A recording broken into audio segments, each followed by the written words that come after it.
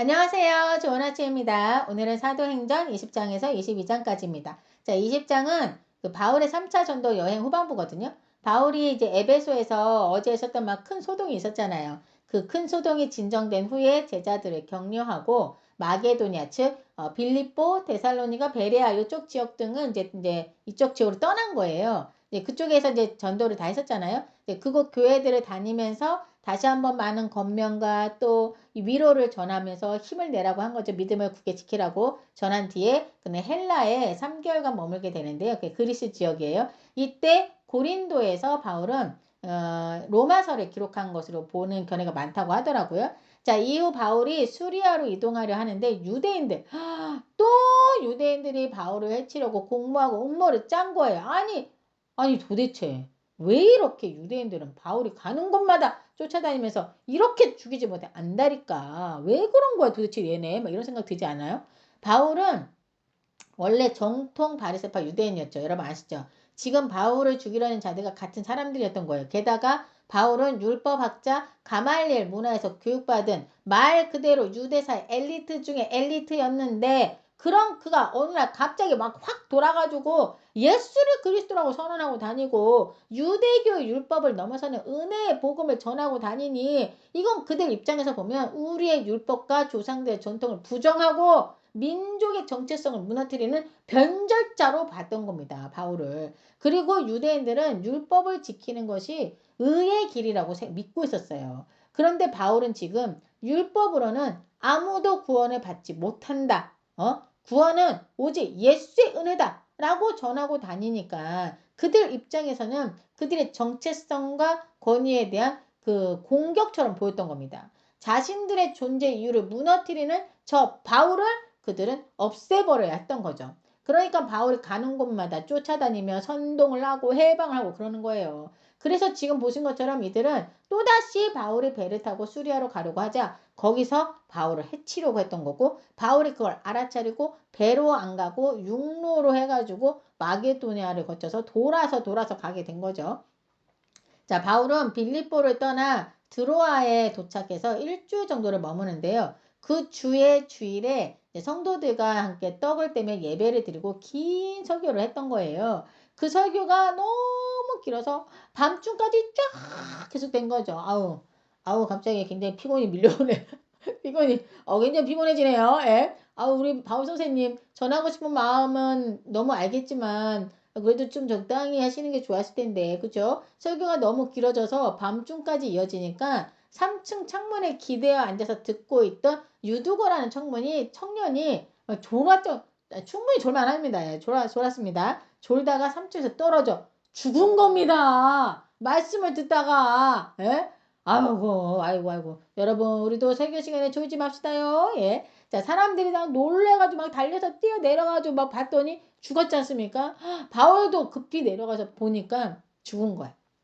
그러자 그 위에 엎드려 그 몸을 안고 유두고가 살아있다고 말을 하는데요. 이를 통해 사람들이 적지 않게 위로를 받았다고 말하는데, 요 장면 보면은 여러 장면이 생각이 나요. 그 엘리사가 죽은 아이를 이제 그 몸에 딱 포개가지고 해서 살아나게 한 거, 뭐 이런 내용들이 이제 뭐 이렇게 생각나는 것 같네요. 구약의 그 모습이 떠오르는 것 같네요.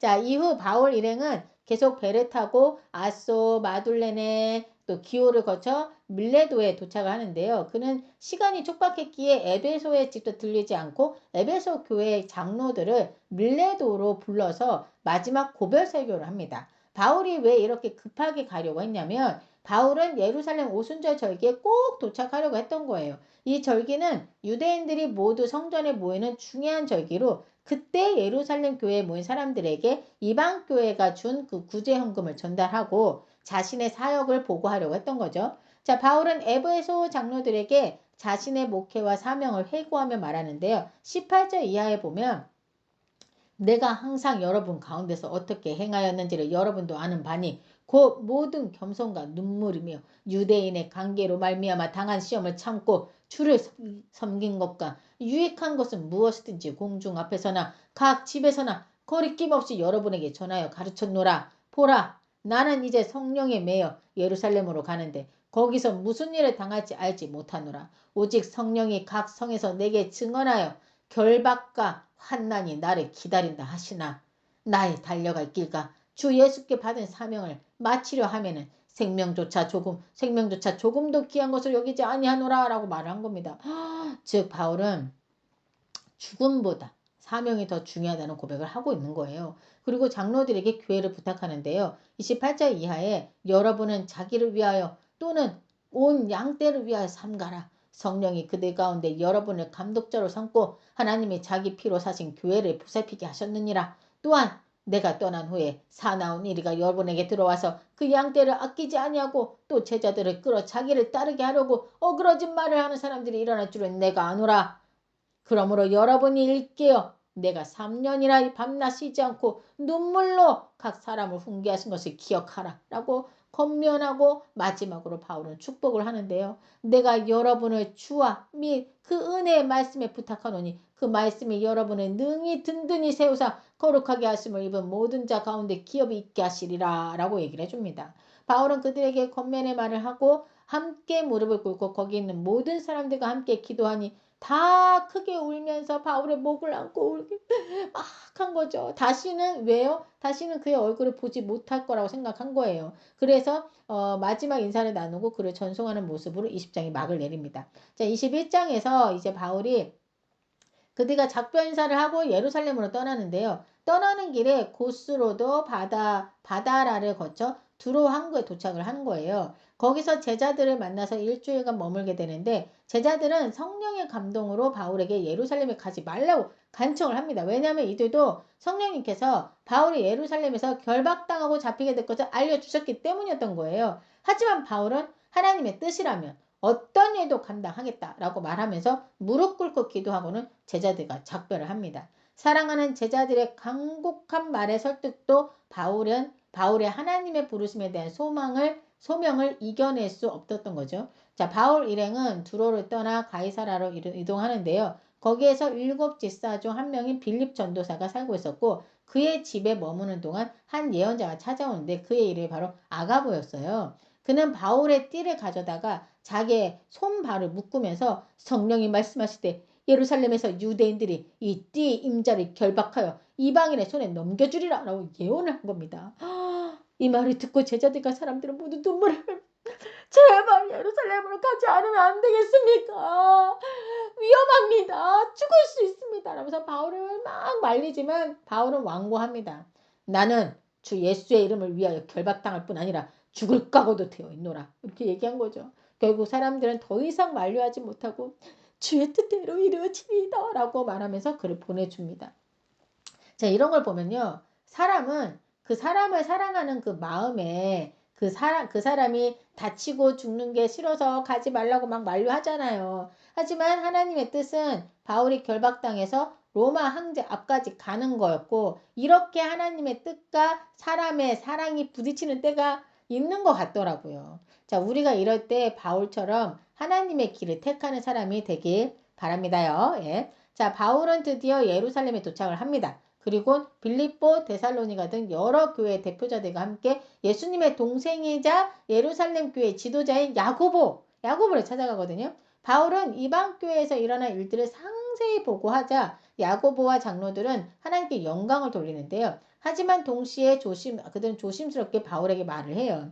형제여, 그대도 보는 바에 유대인 중에 믿는 자 수만 명이 있으니 다 율법의 열성을 가진 자라. 그런데 네가 이방에 있는 모든 유대인을 가르칠 때 모세를 배반하고 이들에게 할례를 행하지 말고 또 간습을 지키지 말라 한다 함을 그들이 들었도다. 이제 그들이 그대가 온 곳을 필연 들었을 터인데 이를 어찌할꼬. 즉 이 말은 지금 예루살렘 내 유대 기독교인들 사이에도 바울이 율법을 부정한다 하는 자라고 오해가 있었던 거예요. 그래서 그에 대한 안 좋은 소문이 퍼져 있었던 겁니다. 그래서 예수님의 동생 야고보는 바울에게 율법을 존중하는 행동을 보여달라고 이제 그게 좀 좋을 것 같다라고 제안을 했던 거죠. 자, 서원한 사람 넷과 함께 성결 예식을 행하고 제사를 드리라. 그럼 그들이 이것을 보고 그들이 들은 것이 사실이 아니라고 그래 그대도 율법을 지켜 행하는 줄 알 것이다 라고 얘기를 한 거죠. 자, 바울은 그 제안을 받아들입니다. 예.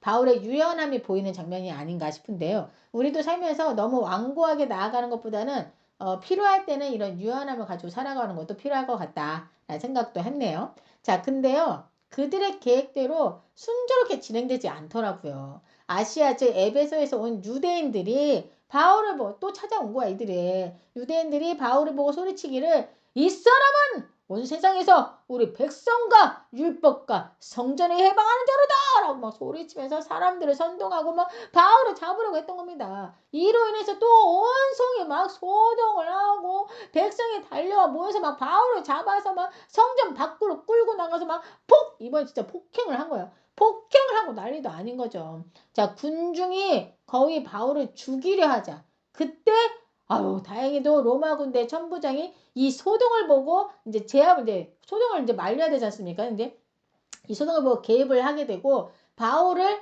그들의 손에서 빼내줍니다. 예, 구해줬다기보다는 그들이 바울을 다시 이제 잡은 거죠. 로마 군인들이. 자, 백성들의 손에 잡혀있던 바울은 이제는 로마 군인의 손에 잡히게 된 거예요. 로마 천부장은 바울에게 너는 누구며? 네가 무슨 일을 했기에 이 난리란 말이냐? 라고 얘기를 한 거예요. 자, 사람들은 여전히 저자를 없애라! 저자를 없애라! 라고 막 소리치고 있는 상황인데 바울은 계단 위에서 천부장에게 저기 내가 백성에게 한 말씀만 하게 해달라라고 부탁을 합니다. 그래서 천부장은 이를 허락해 줘요. 이에 바울은 히브리어로 군중에게 설교를 시작하는데 그 내용이 바로 22장의 내용입니다.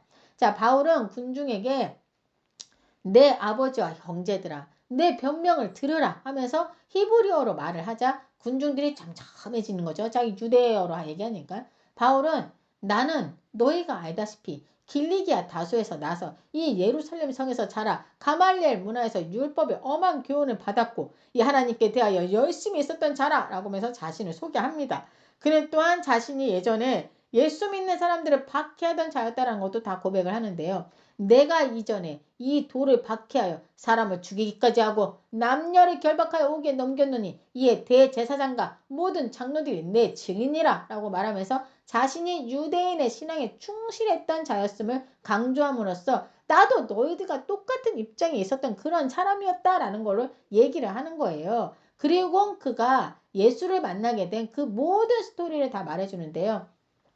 내가 예수쟁이들을 잡으러 다메섹에 가던 길에서 하늘로부터 강한 빛이 비치고 쓰러진 그 사건, 그리고 자신이 직접 죽은 예수의 음성을 들었던 것, 그리고 자신이 그 강한 빛으로 인해 눈이 멀었는데 다메섹에 살던 경건한 사람 아나니아가 하나님의 지시로 바울에게 와서 안수하고 눈이 다시 떠지게 된 일, 그리고 회심 이후 자신이 예루살렘에 올라가 성전에서 기도하다가 주님의 음성을 듣게 되는데 속히 예루살렘에서 나가라. 그들은 네가 내 증인이 되는 말을 듣지 아니하리라 라고 말씀하셨고 이에 바울 자신이 주님 내가 주를 믿는 사람들을 가두고 또 각 해당에서 때리고 또 주의 증인 스데반의 피를 흘릴 때 내가 곁에 서서 찬성하고 그 죽이는 사람들의 옷을 지킨 줄 그들도 아나이다 라고 말했는데 주님께서 나더러 떠나가라 내가 너를 멀리 이방인에게로 보내리라 라고 하셨다 라고 말을 하자 이 말을 들은 사람들이 막 소리를 지르면서 막 이런 자는 세상에서 없어버리자 살려줄 자가 아니라 죽여라 라고 막 소리를 지르고 난리가 난 거예요. 유대인들은 이방인에게 복음이 간다는 말을 듣자마자 막 즉시 분노하면서 이 사람을 없애라 죽여라 막 소리치고 막 난리가 난 거예요. 소동을 또 일으킨 겁니다. 군중이 폭동을 일으키자마자 천부장이 또 막 바울을 데려다가 채찍질을 하고 신문할 거니까 끌고 가라고 군인들을 시킵니다. 그러자 군인들이 바울을 가죽줄로 묶은 거예요. 자, 그러자 바울이 곁에 서 있던 백부장더러 너희가 로마 시민 된 자를 제도 정하지 아니하고 채찍질할 수 있단 말이냐? 라고 얘기한 거죠. 자, 그러자 백부장이 깜짝 놀란 거예요. 그 천부장이 가서 저기요. 저자가 로마 시민이라고 하는데 이를 어쩐단 말입니까? 라고 얘기한 거죠.